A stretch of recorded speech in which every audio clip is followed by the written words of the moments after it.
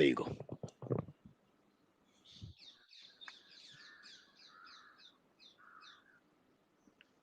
Yes, Cyrus says time, and I'm sorry to keep my face this enlarged, but it's an ego issue. When your show is called Cyrus Says, it's all about yourself, so you have to do things like that. I apologize, it won't happen again. We have a lovely guest today, very refreshing, different voice. Again, a guy from two different streams and excelling at both. Before we get into that, just a quick word. I've been doing a shoot for some ridiculous channel in RML Colony for the last few days, and yesterday, no, day before, I experienced my first actual traffic situation but in the second lockdown or second lockdown car opening.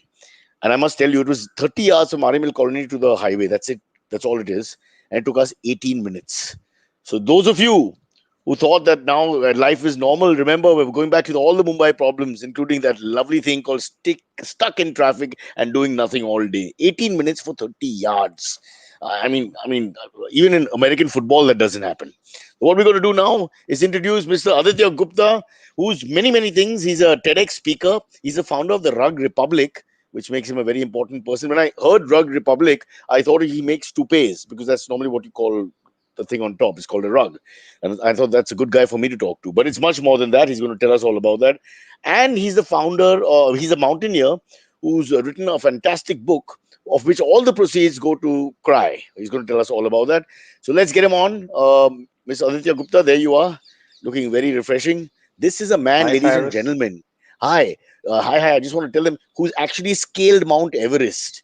It's one of those, I don't know, it's one of those things that once you do that, you get like a chop. It's like like a stamp on the passport that you've done something that very, very few people have done. Definitely very few people from urban Mumbai, Delhi, Bangalore, that kind of thing. So first and foremost, before we start anything else, congratulations on the book and congratulations on the feat. You're going to tell us all about that. But could we just go before 7 lessons from Everest, which is of course the focus? And feel free to interrupt me and say let's only talk about the book. I just want to know a little bit about you because you are the founder of the Rug Republic, which is, I suppose, carpets. Yeah, contemporary rugs. All right. Mostly So just contemporary go. rug. It's not the traditional Kashmiri or Jaipur or Badoi. It's more transitional, mostly contemporary, and we sell globally in 85 countries. And it's not a very high price plan. It's that sort of the mid-range and contemporary home fashion. Basically, that's our business, and floor fashion is our excellence. And we do other accessories also along with the rugs. So so just to understand, how much will it cost me to get like a rug for the hall from Rug Republic? 10 feet, say 10 feet wide or So long. anything, typically most of our products are between 20,000 to 50,000 for that size. So it's not an expense. It's not like 5 lakhs or 10 lakhs or something like that. And obviously, Mr. Aditya Gupta, for a friend who's with you on a podcast, the price will be much lower. But let's not get into the exact Absolutely. price because other people will try to milk this off you, and I don't want that to happen because you can be a bakra only once in your life. You don't want to share that with anybody else. Okay, we've got that out of the way. So, a successful businessman, entrepreneur, all that. Just how the hell, first and foremost, did you think of mountaineering? Where does that come from?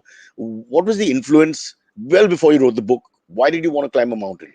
Why does anyone want to climb a Well, mountain? okay, well, that's a very interesting point, and that only people who can really understand that is the people who actually go and enjoy the outdoors. But for my own story, I studied at IIT Roorkee for my graduation. That was way back between 86 to 90. And we had a club there called the Himalayan Explorers Club. And that was something which got me started with nature, outdoors, trekking, all of that. And I think since that, it's been a love affair. And mountaineering, trekking, outdoors is something which I have noticed people when they get started, either they love it or they hate it. I've seen very few shades of gray. It's like black or Correct. white. Either I love it, I want to do that again and again, or no, no, no, that's not for me. It's too hard. No toilets, too Yeah. cold, all of that, and so basically, so I have been in love with the mountains and outdoors since 1987. My very first trek was to Pindari Glacier. And after that, I did a course in mountaineering at the Nehru Institute of Mountaineering in Uttarkashi. That was in 1991 when I was still doing my MBA in FMS Delhi. And I actually bunked classes. It's a 1 month course. So I had to bunk class for about 15 days of the 28 days that the course was. And it's been a something which really rejuvenates me. It energizes me. It is a non-negotiable part of my calendar, annual calendar. I've done some absolutely phenomenal adventures to Mongolia, to Ecuador, to Wow. Kamchatka, to Zambia, like drafted down the Zambezi, horseback on Mongolia I mean horseback in Mongolia for 10 days across the Western Altai Mountains. So all of that stuff, it's not only mountain climbing, it can be anything which is adventurous out there. Not too many people, of course. On Everest, there are enough people, but then there is only one Everest. And if you've been in that sort of hobby or trade, then the Everest becomes the last, sort of the last Bastion. point to sort of, achieve. And I had tried first in 2014, and that year was an unfortunate avalanche accident on the very first night of the climb, and 16 people died in that. And after that, the Sherpas went on strike and things. So after spending about a month on the base camp and in Nepal, we had to come back without even starting the actual climb. And then 2019, I turned 50, and I said, okay, not getting any younger. Let's do it now or never. So 2019, of course, I mean, I decided about a year in advance, prepared well for it, and Mount Everest was kind to me. Let me reach. Okay, we'll get into the whole. Lots of questions about the whole Mount Everest scaling and all that. But let's go back a little bit. I have only one mountaineer friend, who truly mountaineering kind of guy. I have a lot of people who are trekkers. I don't think they're quite the same. They're like poor man's mountaineers because they go for their long treks, but they don't really climb the pahad, so to speak. You, on the other hand, have you're an IIT guy from Roorkee. I mean, it just is mind-boggling. Actually, you've been all over the world. You know, Zambezi, the Zambia rather, Mongolia, the Altai Mountains, and now, of course, our mountains, which we share with Nepal. Let's not get into a controversy. Uh, but what I don't understand is that first initial step. Because for me, for most Aam Aadmi, when we think about it, it's just too much in terms of effort. I mean, literally, the effort planning is too much. Forget the physical effort, which will come later. So, my first thing is, where does that taste for it come? I mean, you're an IT guy, you're an urban guy I mean, where does it come? How do you decide to climb? One reason is to run away from your family or wife or job. I understand that, but you're not that guy. That was not my reason at all. So, what is the initial taste for you, yaar? What is that lure?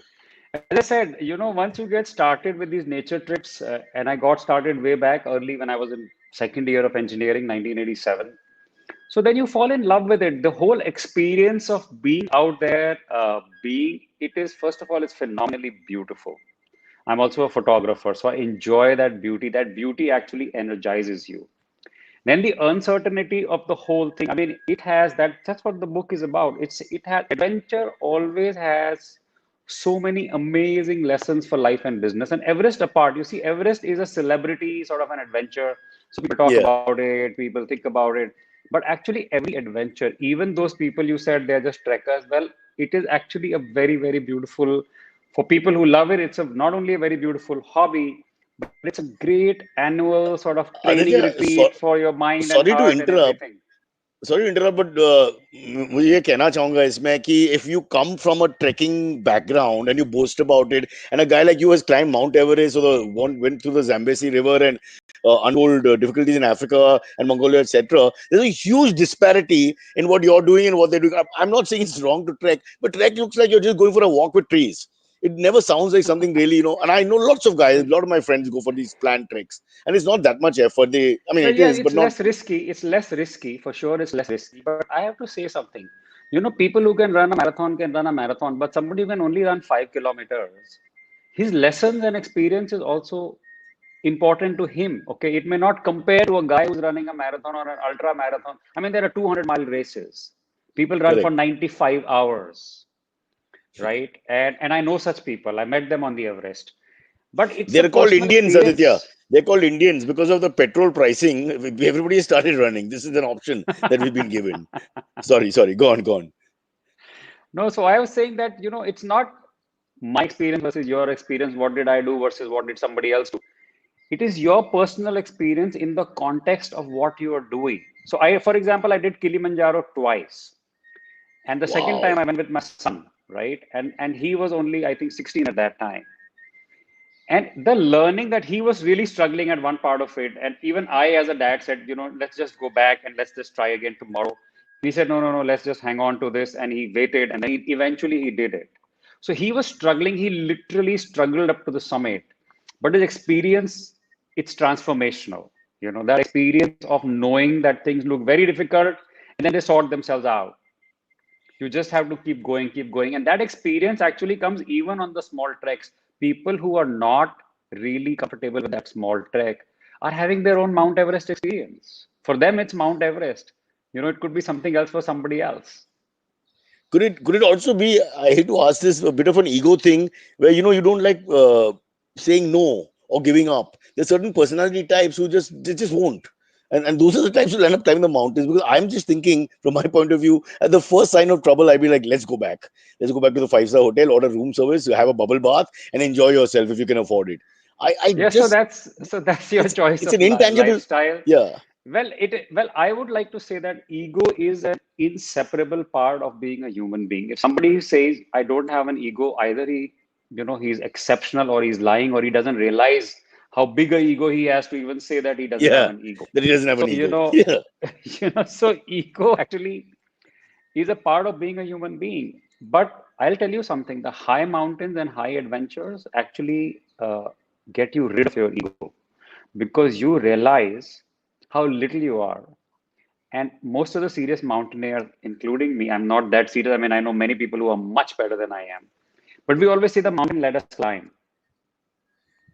It's not, in fact, a lot of people who return from Everest are the people who go with a lot of arrogance, or people who think they will do everything. So when the mountain slaps them hard, they don't know how to react, because they just assume that they will just crack it. But you don't crack everything that you attempt, and then you have to fall back and get back and fall back. And so that resilience is a part of mountain climbing, which cannot be explained in a conversation or on a book. It can only be experienced in a first hand attempt on those things, and that is a big part of the training. So ego, yes. Resilience also comes with it, and that some bit of ego, not giving up. If not giving up is called an ego, then so be it. But there are so many nuances to that term. I mean, I'm not an expert at No, that. no, no. It's like a positive ego. I mean, if there's ever such a thing, it's the same reason why Virat Kohli excels at cricket or something else. So there's a certain amount of drive that's there in a Yes. certain person, which other people can't empathize with. Because लगता है कि ये इतना काम, इतना मेहनत, इतना effort का फायदा क्या है? हाँ, You so know, ये मेरे साथ में हमेशा ये क्वेश्चन आया कि यार, were you not scared, were you not like, did you not think of giving up, and so on and so on. I mean, I've so many talks, and I've actually covered that in the book also.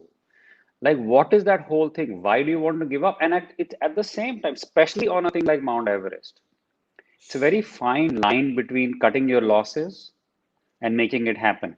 A lot of people who die on the Everest are because they don't know where to cut their losses and turn around. Had they turned around 2 hours before, 4 hours before, when they died, they would have been saved.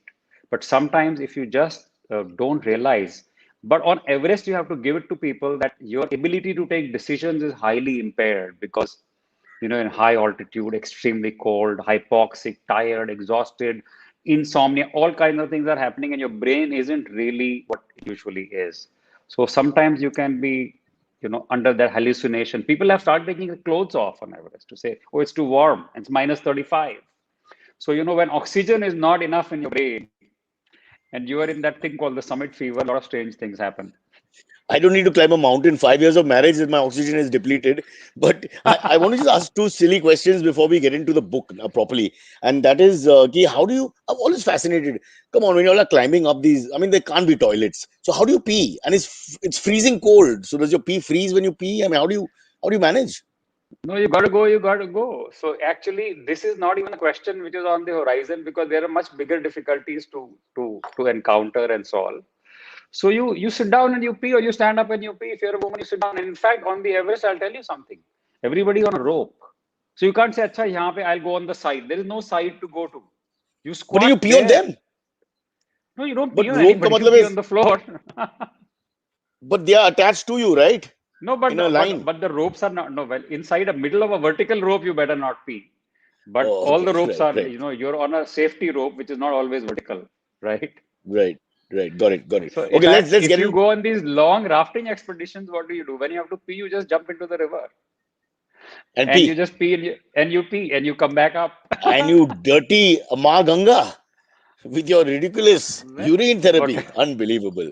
We shall clamp down on that in a that's later what it show. is. All right. So, Aditya, I want to, because we'll run out of time, I want to quickly get into the book, which is the main focus here. A, why write a book?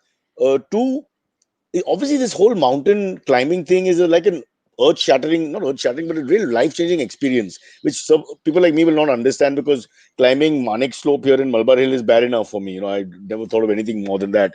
Uh, why would you want to write a book? We'll come to the whole charitable side, of course, that makes a lot of sense. But why did you want to write a book and share those experiences and those lessons that you've learned? And if you can quickly tell them what they were without giving away the whole book, because we want people to actually buy it and read So, it. so, so why do I want to write a book? First of all, I am a photographer. I do these travel and photography books. We do a book called Landscapes and Inspirations every 5 years, me and my wife between our travels. So I'm kind of used to that. But for the Everest specifically, I put a lot of effort because I wanted to preserve that experience for myself, for my friends and family, for the world, because right now it's all fresh in my mind. And and I had like 4,000 pictures of Everest. So there were enough good photography that I could, compose a beautiful book. Eventually, when I started writing and putting it together, it became a lot of effort. And to be able to, and I'm not motivated by the commercial gain. I know it's not going to make me any richer in any way. So that cry thing became the motivator to say, okay, if we want to do this, it has to be done well. And if it has to be a corporate gift and stuff like that, it must be top class. So it's produced to the highest standards, it's written to the highest standards, it's designed to the highest standards.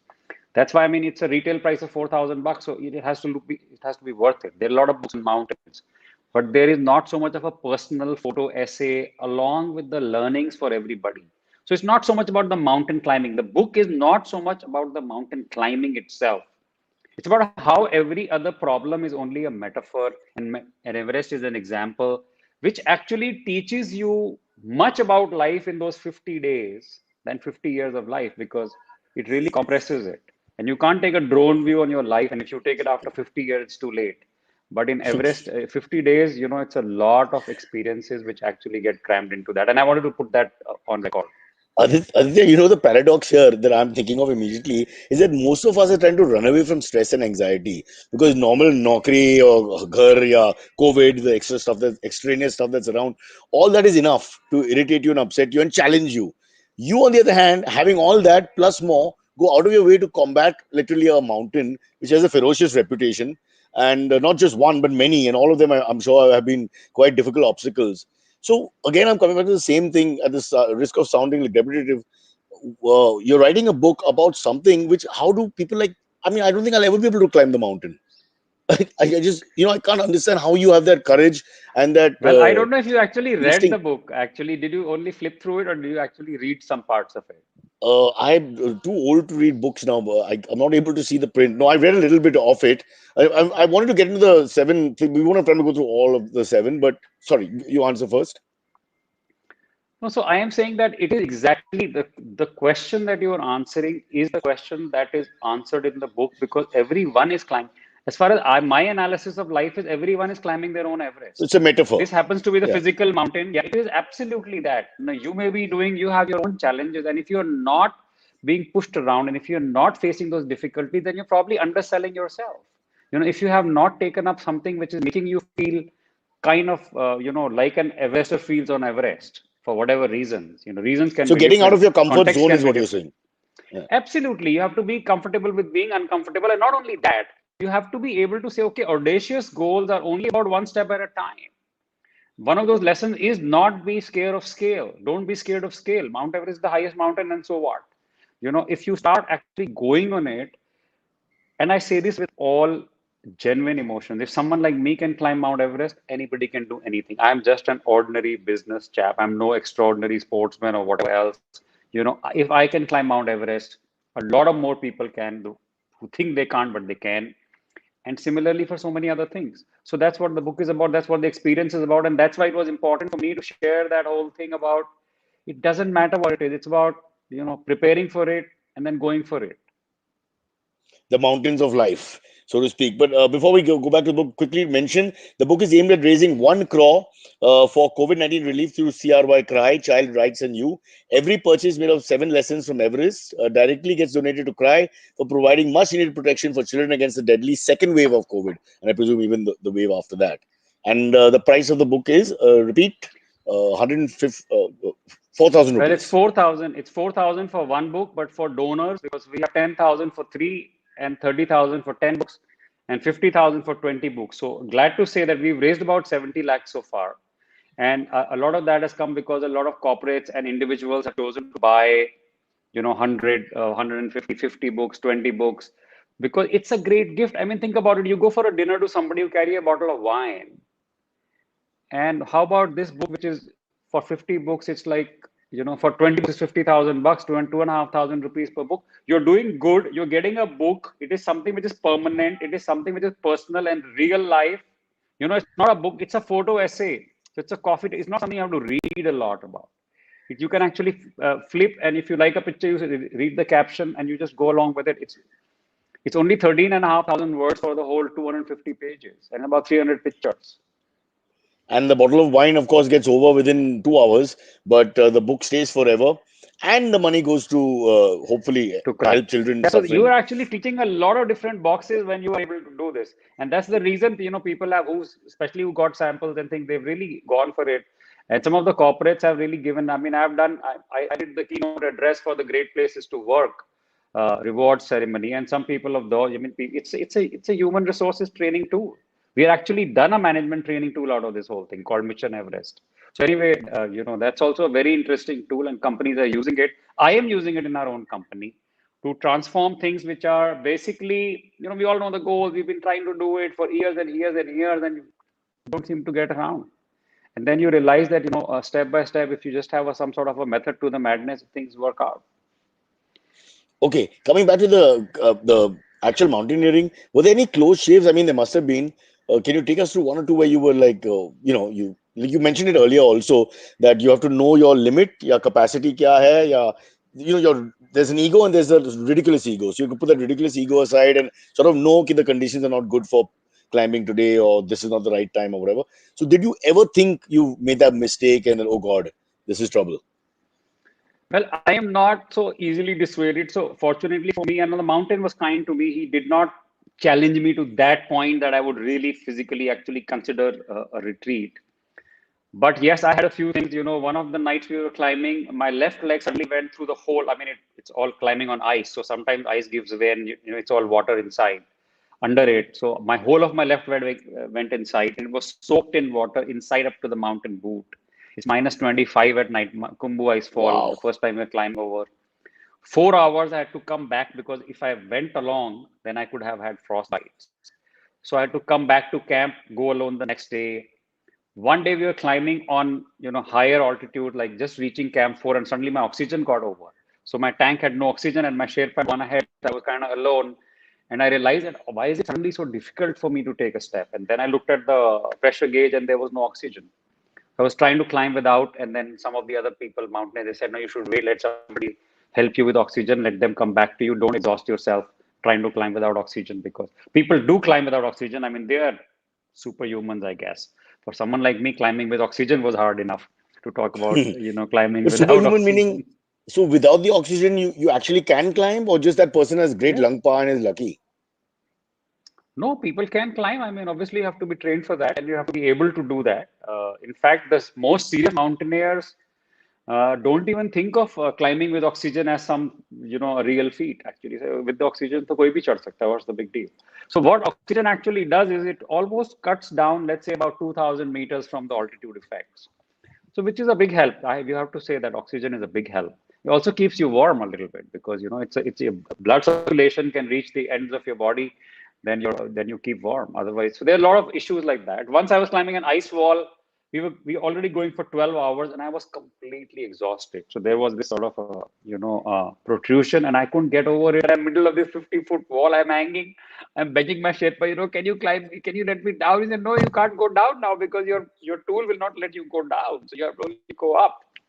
So I was just dangling there for about 10 minutes, took my rest, and Wow. then pushed myself up, and then What 1 minute then I you're made it. dangling means? Your legs were off. Yeah, yeah. Legs are off. It's on the tool. Right? It's called a jumar. So it Huh. actually holds you. It actually holds you. Were you No, your scared? legs can be off very often. I mean, your tools have to be there that if you are completely like you can be hanging on the rope. It can happen. That's why you have the safety harnesses and stuff like that. I mean, you can slip or you But can be just exhausted because it's a lot. It's complicated in some sense. I mean, it is what it is, and you know what it is. But yes, there are phases where you feel that you need to take some sort of rest, and that's not a place where you can rest, but you can't keep going also. So yeah, but so, here I am but talking to you, so I'm still alive. no, but is it mentally draining or is it physically? Because I know climbing ropes in school and all was so terrible. 2 seconds ke baad or whatever these things would happen and you wouldn't want to. I mean, it's tough just to go 5, 6 feet high. I was trying to think No, physically, no, no, you no. must. Huh. So let me clarify that. It's not you are climbing, when you're climbing on the rope, you're still using your feet because there is a wall Yeah. or something or ice wall or something. There is sort of ground. You're not completely pulling yourself up a rope. So it's like So rappelling. that typical, no, so that is when you're coming down. So rappelling is coming down and climbing is jumaring, which you climb up. But there is a wall. You take support from your feet. I'm not good. I can't be just going up just with the strength of my arms. I mean, I'm too heavy for that. My arms are too weak for that. But yeah, some people can, but that's not what's required in mountaineering, though. That's not the game. All right. We can't understand techniques in 5 seconds. If you want to read Aditya's book, buy it for a friend on his birthday. It's an act of charity, which will be go a long way. But more importantly, it'll also help you because there's 7 lessons to be learned about perseverance and strength, inner strength. You're basically testing yourself. At the end of the day, it's not even about anybody else. It's just Aditya versus Aditya to find out what he can do and how far he can go. Absolutely. Um, One question I'm dying to ask before we go into a quick break, and that is, do you have Wi-Fi on the mountain? And at what point can you make calls and chat? Well, you don't obviously have Wi-Fi. At base Ah, camp, there yaar. is a satellite connection. After that, you have to have a satellite phone. But genuinely, it is hard to be able to think of those things out there. There is a lot more to be dealt with. And one of the beauties of this whole nature, extreme nature places is that there is no Wi-Fi and there's no connectivity. So that I So think it's a is a, good. is a helpful thing. It's a So good it's thing. therapeutic to get away from modern world also for a little while. Did you, In Aditya? Did you in see a many ways, yeti yes. did you see a snow No, leopard or the famous no.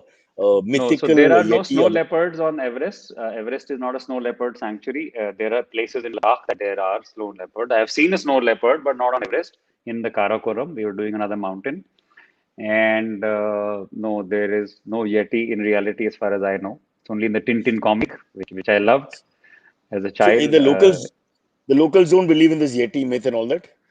No, but they do believe that the mountain itself is their goddess. That's why there is a lot of reverence around it. But no, there is no wildlife. I think it's too high and too cold for any kind of life to sustain. Well, they're saying it's not a human sort of life; it's some sort of alien, sort of different. I'm going to find the Yeti. That'll be my mission if I go there. I'll just go out there and shout Yeti, Yeti, Yeti. I'm not doing any rappling, wappling, kuch nahi.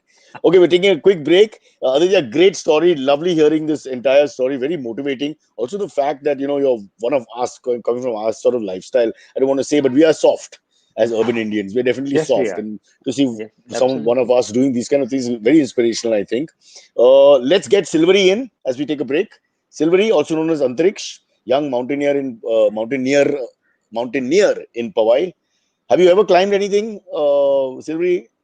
No, you were in Panchgani, I suppose. I You, stay in a building called Hillside. That's the name of my building. That's what I do. Yes, that's and the I live on the closest 12th you've done floor, so that's the most I've climbed. when the When the lift lift has been goes out. spoiled. But I think he's corrected me. We have a wrong idea about the climbing, that there's old-fashioned rope and they're just pulling themselves. It's a far more sophisticated and complex structure, Yeah. which he has sort of explained. I think just slightly explained. I don't know if you've followed, but it's sort of where your legs make contact with the so-called wall, and you're like on all fours almost as you go up.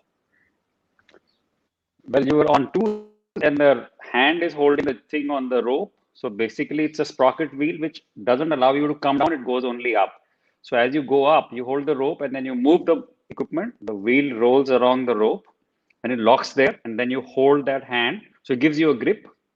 If your other hand you need, maybe you hold a rock or something or a ledge, and then with your feet you push yourself up and over again. Ah. So you basically keep moving the Jumar up the rope. Can we as lazy Indian men, can we go tandem? Like, can I have a chauffeur who's taking me up and I'm on his back, so I don't have to do anything, but I can take I don't pictures? think so. Huh? I don't think so. We Because have to that give puts us. somebody to carry another 80-kilo guy on the back. In fact, the rescues, that's the reason there are dead bodies left on the Everest, because it's a very complicated thing to get a body off the Everest. So as you're Wow. climbing, there are dead bodies from previous You saw years, them? from this year. Yes, every Did day you you have to see? see them. You Oh have to God. walk over. Yes. Oh my Because God, some people really? have died very fresh. I mean, there are people who just freshly died. Oh God. Oh wow. What are But you there are saying, bodies Aditya? This does. from the previous I'll never climb this expeditions. mountain now. So you cross actual dead human beings and you just have to carry on. And Yeah, and no one. you have to. So the government of Nepal, who's responsible to bring them back to their loved ones and family and all that? It can cost about $40,000-$50,000 to get a body off the Everest. God, your Oh. family will hate you. First you go and die, then give a bill of 50 grand. It's ridiculous. You have to Ouch. pay for it in advance. But I hate to ask this question. Do you get immune to all these sites? Well, yes, because partly, see, for example, you already know that this is coming. And I'll tell you myself, for the lot of months before that, I watched there is a lot of YouTube videos which show you so many things and they talk about personal experiences. There is a video called The Dark Side of Everest. Okay. And that is quite a video to watch, and it's good to be. In fact, that is one of those lessons to say, make friends with your fear. And this is one of the things. Yes, you can die, and I was. You have to be prepared. I personally had a chat with my family, with my two children, my wife. I Oh, did come my on. will document. I explained No, no, everything that no. in case this has to be happening, got to do this. I asked my son to come back from college from the US. If But there what is do a they situation say when like you do that. all this? What did your wife Well, they're say? kind of used to it. They've seen me doing this all my life, and my wife and me were together in college. So she knows it from that time. And I personally believe, and I've tried to install that belief inside at least my children. My wife may have her mind, but that life and death is a destiny issue. I mean, I could be sitting in my living room and I can die, and people have died like that. One of my dear friends, who was a big inspiration and motivation for me to do this, died 6 months after he climbed Everest, just sitting in his living room. Oh, Oh 2016, he God. climbed in May, and 6 months he just came back from a run, and inside his living room, he just expired. Nobody know what has happened. oof. So life and death can happen anytime. So you may as well make the most of it while you're still alive. What happened to old-fashioned successful businessmen like yourself, IIT grad? What happened to old-fashioned things like going for drinks with your pals and weekend parties and all? I mean, I now love you, that too. I have a lunch with friends today. Immediately after we are off this recording, we have a great lunch this afternoon where we're there talking you go. investment strategies and talking about how not to lose too much money. Ah, that sounds so much better, so much more normal than walking over dead bodies in a mountain. One last question I'm going to ask you, which is serious, and then I think we'll go into other stuff. And that is that, please tell me honestly, when you get to the top, do you feel like you've defeated the mountain, or do you feel like you respect the mountain more? Is it a sense that I have No, conquered the mountain? not at all. So two reasons. First of all, you know very well that reaching the top is not even half the game. Coming back to the bottom is the game. Okay. What do So you say? reaching the top is that point of elation and that point of excitement and achievement, but with a lot of reverence. You know that the mountain has left you. You have seen it firsthand that you were nothing. And there were many, many steps and occasions where you could have been completely perished. So you are thankful to not only the mountain, but your friends and family. I mean, it's a whole night climb. So we left at 6:30 in the evening. I reached the summit at 7:30 in the morning. It was 13 hours to the top and 11 hours back, 24 hours on your feet Wow. in minus 35 at that altitude. So it is the ultimate endurance test, so to speak. And you know it very well when you reach the top, and most of the deaths happen on the way back. So you know it that the game is not over. The game is not over. So there is no How such thing as common are defeating the mountain. so how common are avalanches in like something like Everest? Is that common? Well, we see a couple of avalanches every single day. It's just that Oh. you have to be lucky enough. First of all, there is that whole planning. You have to, plan routes which are called avalanche safe zones. I have live videos of several avalanches. It's a very, very Wow. common thing because, when the sun is out and it's strong sun during the day, so, sometime between midday and late afternoon, you pretty much see avalanches. Sometimes they can happen at odd hours, like the one in 2014, which killed people in the Kumbh icefall. That happened at 6:45 in the morning, which is not always common, but during mostly it's when it's like hot and sunny. So it's very common. It's very, very common. And the climbing is taken from the areas called the avalanche safe zone. There's no guarantee, but there's still a plan. And naturally, avalanches is one of those risks which can happen, and there is nothing much that you can really do about it. So if it comes in, then you're gone. Wow. I don't know. Sylvie, I don't know if I have the. I mean, I think it's also a sense of madness. Also, I mean, the book it Oh talks yes, about all absolutely. character building, but I can't. Would you do No, it? no, it is definitely a dash of madness in the cocktail is absolutely necessary. And the dash of fact that, that sort of incorrigible optimism around saying that, okay, it'll be okay. It'll be okay. So that you have to have. Otherwise, I'll tell you what, the first time people go over the Kumbh ice for a night, about 15 to 20% people give up. 40, 50 people go Hmm. back and they've paid between 40 and 50 lakhs and they prepared for a Wow. year and they've done only this and they've come only for this. But the first time you go over the Kumbh icefall and back, only to Camp 1 and back, you say, we're going back home. We don't want to do this anymore. So either you get so sick or, you have this thing called the Kumbh cough. So the mountain actually attacks you from various directions. And if you're humble about it, it lets you climb. Wow. But on the other hand, when you come back safely and all that, when you go back to normal city life in Mumbai, Delhi, what have you, you must slightly feel like diye kuch nahi hai, right? My issues like traffic हाँ ये jams and all will होता be है. See, nothing for that is you. exactly the training. That is exactly the lesson that adventure teaches you because you can risk your life and get things done. So in business, you're only risking money. What's the big deal? So Your do you ever? relationship with risk, your relationship with your own mortality becomes very intimate. Wow. I, it's fantastic. It's really fantastic that you could do this. I'm just scared thinking of it. I think it's all mental. It's just spirit thing. It's not about what you are physically, like you said, athlete or athlete means Oh nothing. yes, You have that absolutely. It is all here. madness and spirit All to do here. it. Yeah. Sylvie, would you climb a Absolutely. mountain? Tell me honestly. I mean, this kind of I mean, it's reputation. very daunting. It seems very daunting and very scary. I know I will slip and I will just I don't know fall off a cliff or something somewhere. So I'm definitely scared. नहीं Yeah. ऐसा Not fall just इतने that. fall का zone नहीं होता. You are always roped up. Don't worry. You don't fly off the mountain Oh Yeah. so yeah. easily. Okay. It's just a That's one never-ending thing to process. know. It's a long process. Terrible conditions. It's cold, frostbite, wo sab, khana, pina, forget. I mean, I don't know what they do for pleasure. I mean, there's no time for pleasure, I guess. They're just sleeping a few hours and carrying on. But Also, wow, what a. washroom. Like if you were to go to the washroom, you do it in the open, right? He Or is mentioned there that. anything? He said, Oh don't worry yeah. about that. It's the least of your problems.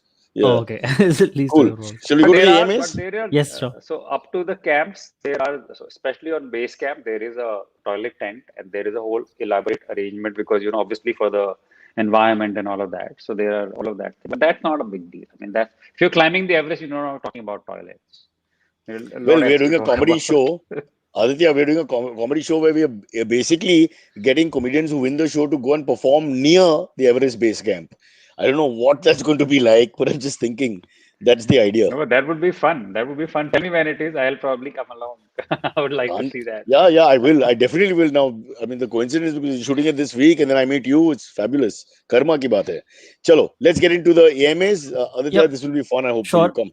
I have a couple of questions before we get into the AMAs though. Yeah. Like, sir, how heavy does the equipment become? Like, you're carrying all those. If I'm not wrong, you're carrying an oxygen cylinder. You're carrying all your extra bags and all. How So heavy is it basically, to every travel there? climber has a personal Sherpa. That is pretty much a standard SOP. So the Sherpa actually helps. But when you are climbing one of those things, see what happens is that the camp that it's a 50-day expedition. It's a very long expedition. Not you're walking 50 days every day in the same direction. So it's a lot of back and forth.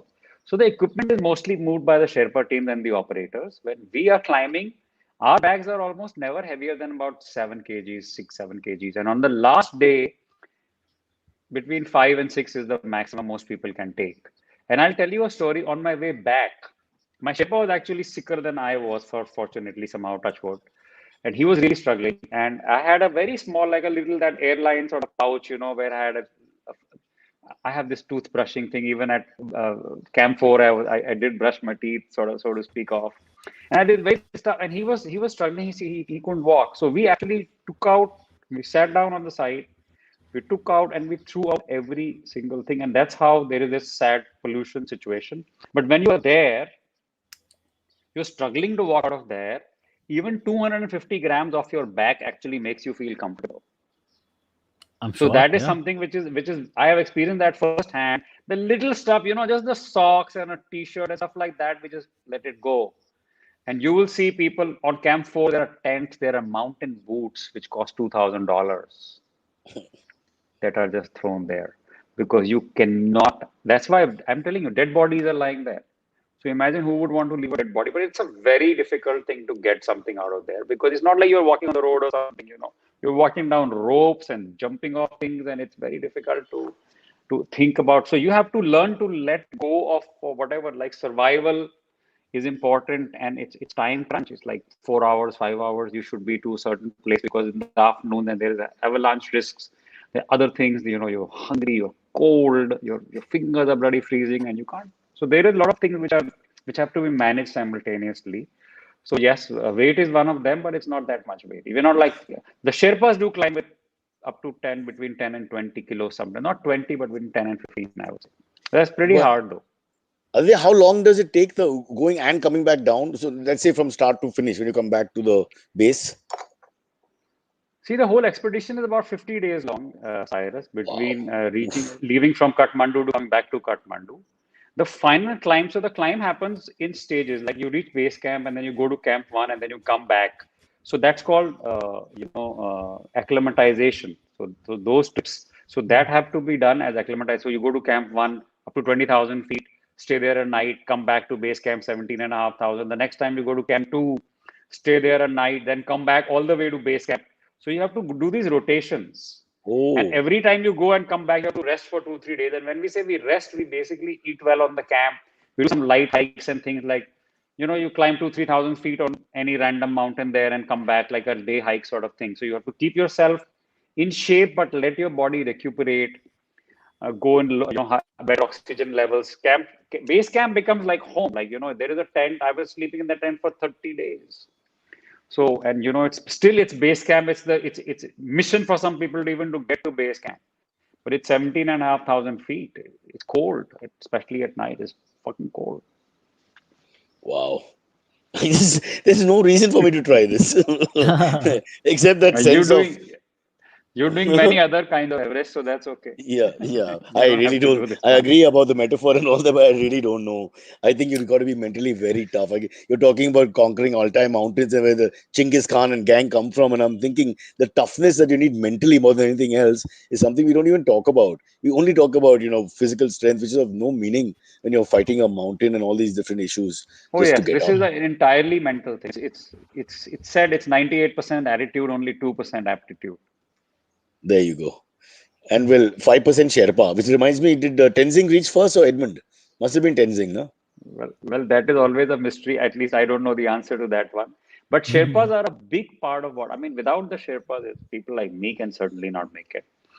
But Sherpas are also a large part of the problem there. I can tell you that firsthand. You see, Sherpas also do a lot of wrong things, and people.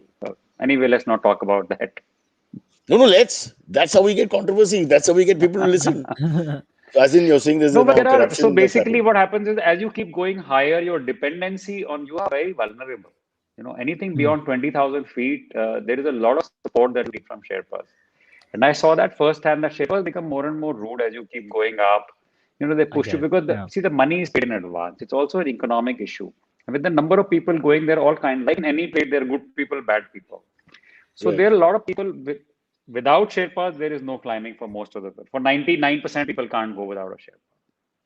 But with the Sherpas, also there is a certain, risk, I would say. I've seen it myself. They actually, if you're being slow and all, normal guy, you're not a Sherpa, and that's the reason you need them.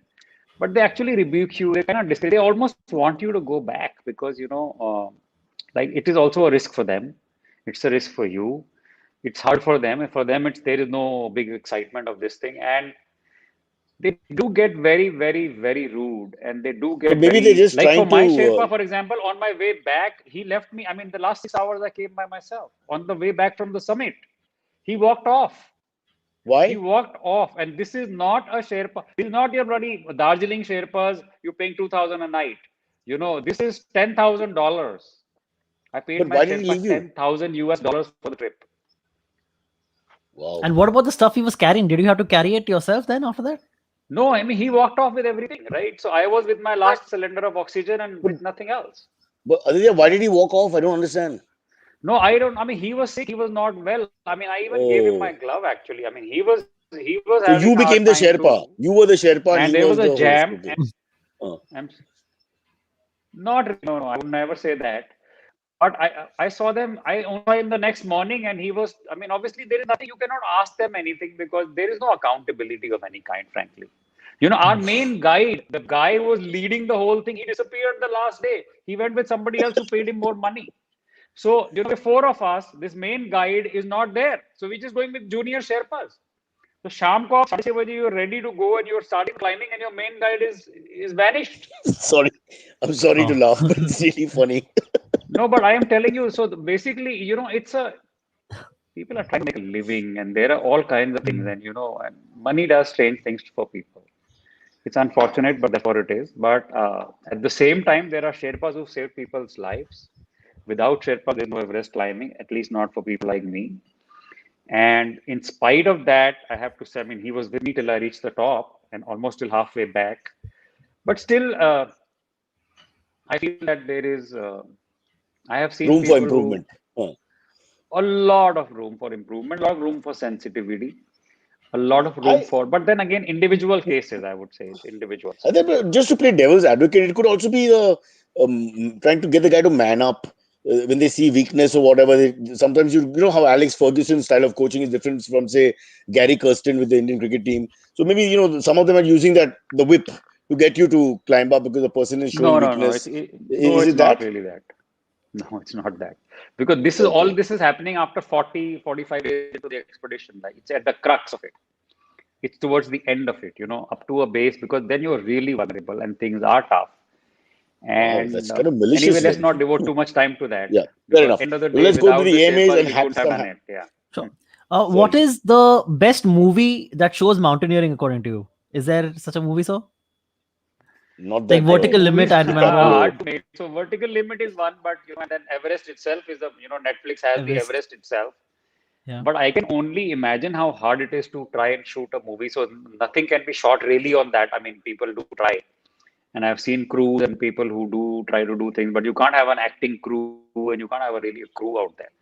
So frankly, shooting and production of all of these things is so complicated. I mean, we try to do a corporate movie and a small thing, and it takes a few weeks.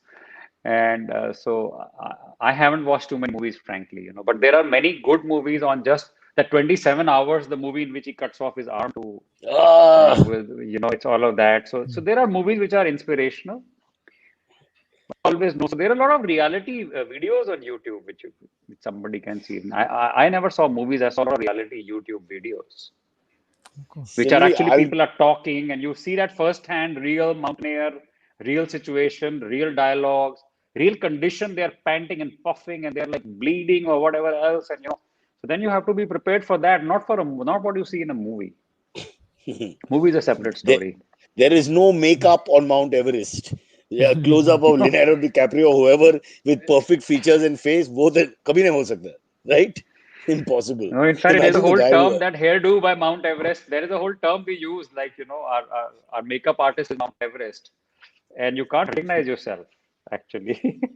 Wow. So, what kind of animals do you get to see if not snow Nothing. leopards? Like No, no, there are nothing, no nothing. There is animals. Nobody no wants to live life 20,000 feet whatsoever. in the I mean, on a deers and all. mountain. Like there are like What certain will deers where that No, will are no, they no. insanely eat? What high. will they? I don't This is very know. big. Nothing. There This is is no life whatsoever. There is no wildlife at all. there are Even more at, deer. Sorry, there are more deer in Powai than there are in Mount Everest. I can tell you. You'll find 3 or 4 on the IIT campus right now. Yeah. Sorry, All right. Aditya.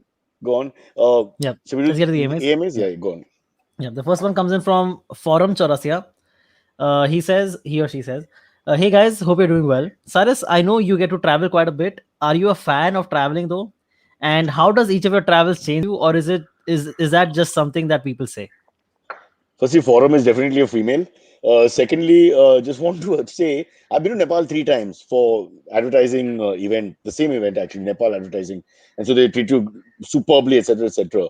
And I'm the only one who didn't go on that morning flight at 5 in the morning where they get to go around the, that plane, that famous one. We have to be there at 5 sharp and all that. I'm the only one. I don't know. I like nature, but I don't like to mess with it. I'm quite happy to watch YouTube videos as Aditya mentioned. So I think it's got to be your thing. This is a very andar ki baat hai, I think. And maybe Aditya was a restless guy many years ago, and he found that obviously this is a totally different ball game to watching sport like I do or what general conventional people do. So I think if it's not your thing, please just don't just go and do it, because you'll be one of those guys who comes back in 20 minutes and weighs 40 lakhs or whatever. Or the Sherpa probably disrespects those people even more because you can see there's no real passion. So I'm a scaredy boo. I'm pretty sure. No, actually, the But yeah, I've Sherpas are traveled quite everywhere. happy with those also because they get the money and they don't have to do the job. So Ah, basically, they true. don't mind that, frankly. So I've been elevated to favorite status. But generally, it's not a joke. You think you can just wake up on mornings and climb Mount Everest? Not at I all. bet No, no. every mindset is not No, no. built for that. Yeah. And don't And forget, you have he's to gone prepare all over very, the. very well for it. I mean, at least I would say 9. I mean, I prepared for 9 months, Wow. and you have to be physically ready for it, and obviously mentally into it, and your family and I have everything. twice, I think I've twice prepared for 9 months, and both times the bloody kids came out. So I'm just telling you that I can't do another 9 months. Pahad ya no pahad. But yeah, I've traveled everywhere, so don't get to see enough of the places. But I think that two personalities like Shanaz Treasurywala, who worked with us at MTV, she's like Aditya. She's the kind of person who will not be able to resist going and climbing and seeing things and whatever. It's just the type mindset, I think, but not me so much. Silvery, you're frozen. Okay, I'm No, right you're here. not frozen. No, Okay. no. Bolo next. Yep. Next one comes in from Prakash Singh. He says, excuse me. Hi, Cyrus and dear guest. I love to travel. He says, one of my favorite hacks, and it has literally saved me in countries like Italy, is carrying a dummy wallet so that if you get pickpocketed, Get they robbed. get the Yeah. dummy one. This has actually saved me on my travels. Do you have a favorite travel hack like this, or can you please share some you know about? But I hope he's not taking a lottery of 50-50 ki do wallet rakhega piche and then it's 50-50 for that guy and Yeah, 50-50 for correct. you. That's Yeah. stupid. But So I can tell you what I do because I like to do the late night walks and things, and I travel quite a hell of a lot actually. I've done more than 100 countries. So when wow. I leave for that late night walk and stuff, I leave everything back at my hotel. Even my watch and my chain, all of that stuff. I just put $100 or €100, whichever part of the world I am, in small notes in my pocket. So you can strip search me. The maximum you will get $100. And sometimes the phone also because you want to take pictures and stuff. So the phone and $100 is maximum exposure. And fortunately, it hasn't ever really happened with me, but it has happened with other people. So you have to be careful. And it's no part, you can be in Paris or Germany or wherever. I mean, everywhere there are people who are out there to mug you. So yes, I don't even do the fake this thing, but during the days, people have tried to do a pickpocket thing, especially with me in Rome and all. You don't have to. These days, you just carry credit cards and a couple of hundred. I mean, it's not like a huge amount of money that you're carrying in your pocket anyway. And in Brazil, in fact, in Brazil, my host said, even on the crossings, he said, please keep if you're wearing these fancy watches, your Rolexes and stuff like that, just keep your hands inside. Like on the crossings, they can mug you of your watch, just on the traffic light. So people do a lot of fake watches, stuff. It's like that, fake jewelry, fake watches. But I'm a watch lover, so I don't have any fake watches or But anything. Aditya, what is the But I reason would to leave them. spend crores of rupees traveling to, Sao Paulo and Rio de Janeiro and all that when I can get you pickpocketed here in Baikala or the other station in 5 minutes at much Yeah, I less the didn't think of cost? that, Cyrus. You see, that's why I'm now meeting you. I'll take your tips. I'm all about saving money, bro. All about saving money. You want to get pickpocketed? We got the people. We don't have. I You am don't have all to get about another race and spending accent. money. On the I other side, actually, Looks I'm like all it. about spending money. Yeah. I Yeah, it actually looks once like it. I actually got Yeah. pickpocketed once while trying to catch a bus while running behind a bus. I got pickpocketed, and my phone got stolen, literally like from my pocket, and I couldn't tell Back who it was pocket. because they were like, Back pocket. no, no, side pocket, my like main thigh pocket. Huh. I couldn't tell who the guy was because there were like 5 other people running with me. I made like a whole big halabaloo, but yeah, nothing came of it. But you didn't feel I'll tell anybody you touching your something which pocket. happened No, with that's what me. I felt my phone sliding out of my pocket, but I literally could not tell who it was because they're like they're that sly. They're that good at it. These people I'll who tell do you that something properly. very funny happened with me in Australia, a country where you think are very safe, right? So I was going to a suburb meeting a cousin. We're sitting on a train, and the train was sort of khali. So this guy sitting behind me, and my phone was on my side. This was the days when I had two phones, a BlackBerry and a phone and all of that. So he dropped his key on the seat. He sort of got up, picked up his key, and picked up my phone along with it. I didn't realize it immediately, right? And after a few minutes, when I realized, so I asked him that, have you taken an order? And he got arrogant. He said, "How do I know it's your phone? It was on the seat. It could be somebody else's. You're just making it up."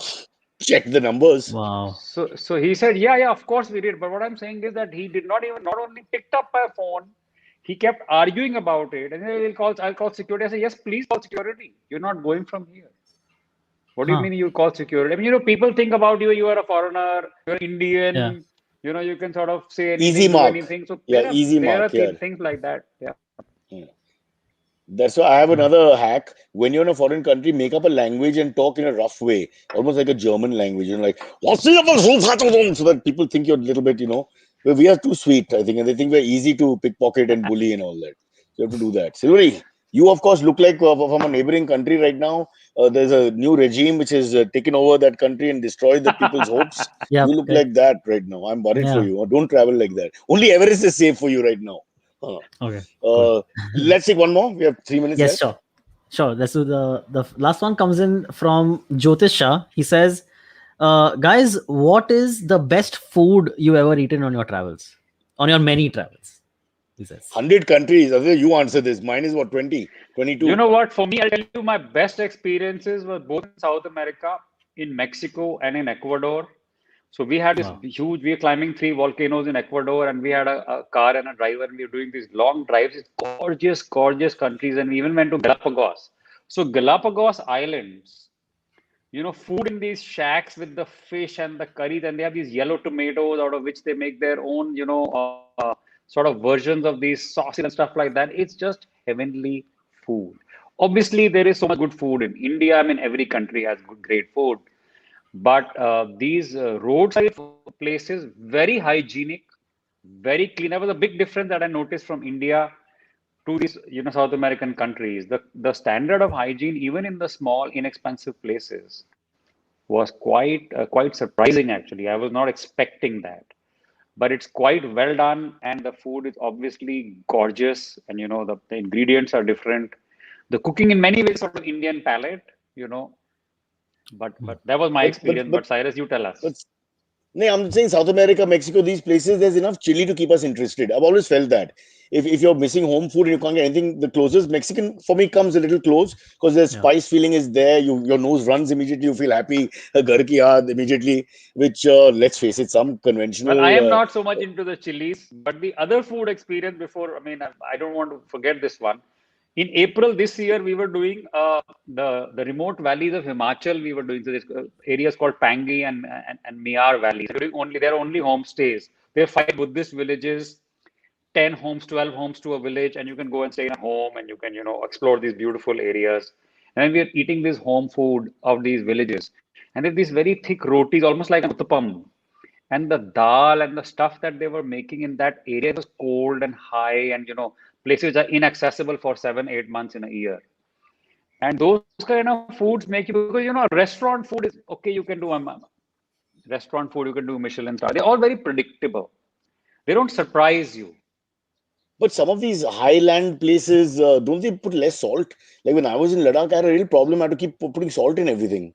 I felt there was very less namak.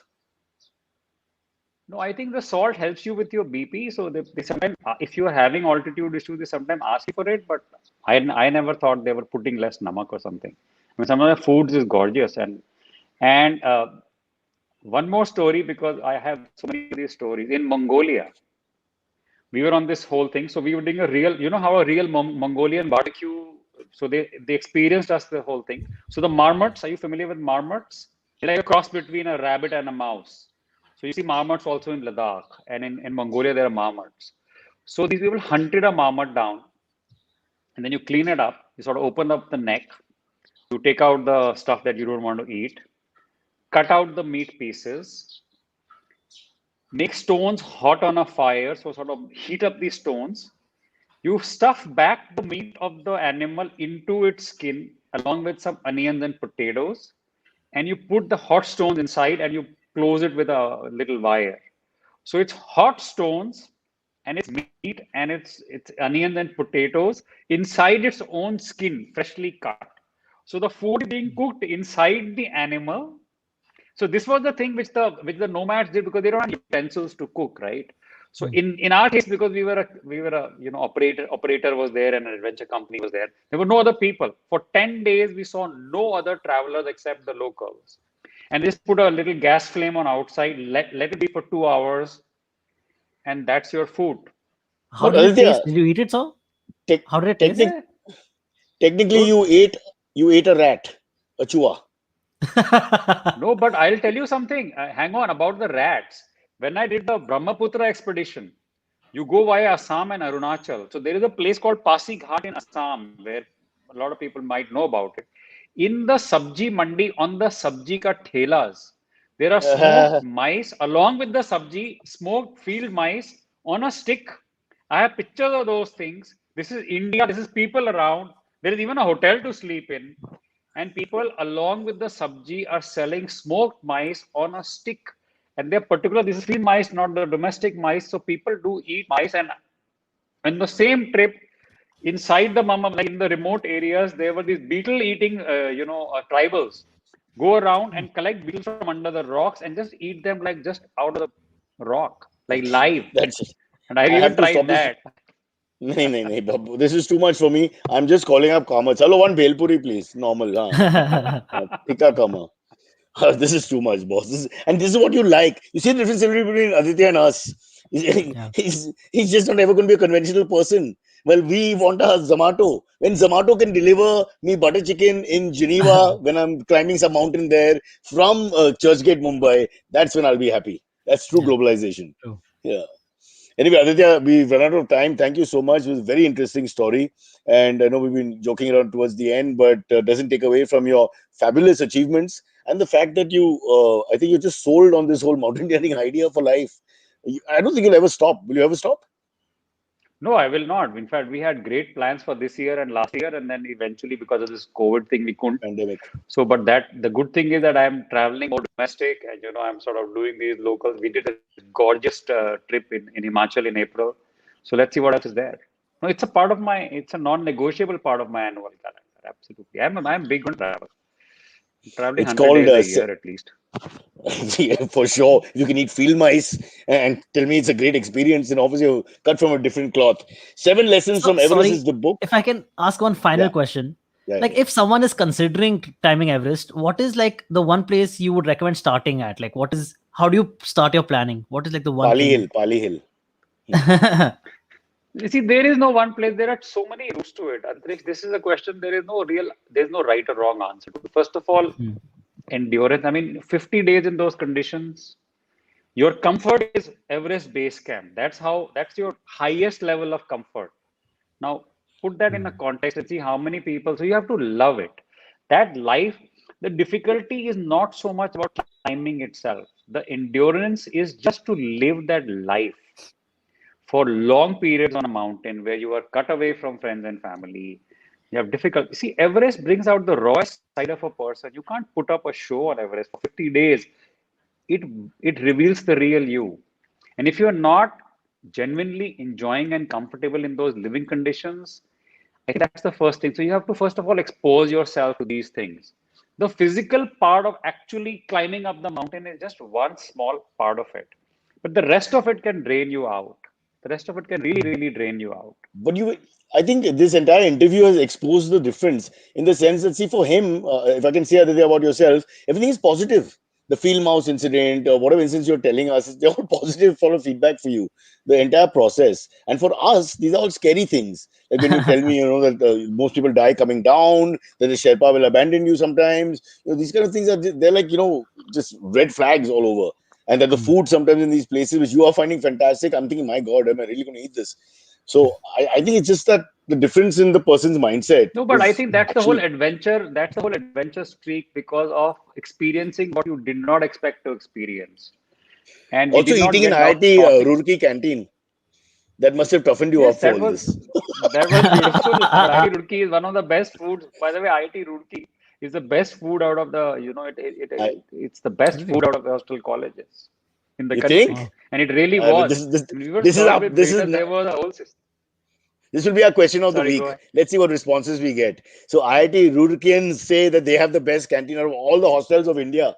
I'm sure we're going to get a lot of feedback on that one. I mean, But I was in a hostel as well. I was in a boarding school, and our food was just crap. So I'm sure Aditya is somewhat right. No, people, we used to So- make fun of it. We said IIT Delhi has bulletproof chapatis. So, yeah, like, Alright. okay, I think we've run out of time. But once again, 7 lessons from Everest. That book is a gift, and it'll help a lot of young kids, hopefully. So salute to Aditya, and can I let's hear show the more book from on the him. screen? Can I show the book Please on the do, please screen? do, Yes, please absolutely. do. Okay, okay, hang on one second. It's under my iPad, so it'll just move a little bit. But since this is not a live thing, so we'll just be able to Oh wait, uh, you were recording with your shift. book supporting your iPad. That's also That's the awesome. ingenuity. Yeah. In a way, again, Everest has helped him. In a sense, it has. You Go, see. yeah, okay. Okay, looks like Okay, we are where coming did I down the go? mountain. What happened? I think so. I think your camera went off. Your camera is off, but your audio is on. My camera went Aditya, So you there's off. there? a Okay, no, my No, he's camera there. is on. Yeah, he's oh, coming back. it's Hang on one second. What's going on? Can you hear me? yeah, we can hear you, but I think the camera just went suddenly. I don't know. Yeah, why? Mm. You And see? I Do you see a and I can't mute put it on. and it's not coming on? Cyrus, Yeah, do it you just have the I book? keep Cyrus, do pressing you have the open. book? It's in the office. Oh, it's in the office. Okay. So sorry, Hang guys, on. we have to show you this book. So can you just? Okay, you're What Yeah, he's is back. come You're back. what is back. He's going? got it. Great, great. You're back. You're back. Now Sir, we you're can back. see you. Okay, Hold it up. Hold it up. 7. Yeah, there, it's Oh, clear so now. that's the Yeah. book, the seven, and this is a very rare picture of the Mount Everest. This is from the spot called the South Summit, and the South Summit is a false summit. So when you're climbing under the summit, you see it looks like this is the summit. Obviously, we know it's not the summit, and you don't see further up till the time you actually reach there, and then this site comes up, and you see this much is still left, and you're almost like half dead reaching this point, and all the dangerous parts are still left, and it's one of those pictures. It was early in the morning, about 4:30 in the morning. This beautiful light and this absolutely gorgeous view, and very hard to take pictures. You have to take your gloves off. Wearing the Oh, right. mittens. oh yeah. So you have Right. an inner layer, and then you have the mittens, and then Oof. I was using my phone. So you have to take them off to actually take a picture. Wow. What a life. And in All 15 right. seconds, 15, 20 seconds, you must take them off, take a picture, put your gloves back, and then carry on with your business. Because your hands will freeze absolutely, and the gloves get cold and everything. So it was So quite for interesting safety's actually. sake, if you're a righty, use your left hand. So in case you took longer, you still have your dominant hand with all the fingers. Anyway, And then you Aditya, might sorry, just but drop your phone and you lose your phone. fingers or phone? I'll say let go of the phone. Uh, Thank you so much for being on the show. Great fun. And let's see if you come up with something new. Please come and talk to us again. Very interesting life. We Thanks, man. always want to hear more from you. All right. Thank you, Cyrus. Lovely talking to you too. Bye, Aditya. Have a great Bye, Sunday. guys. Bye, bye, bye. You too. Bye.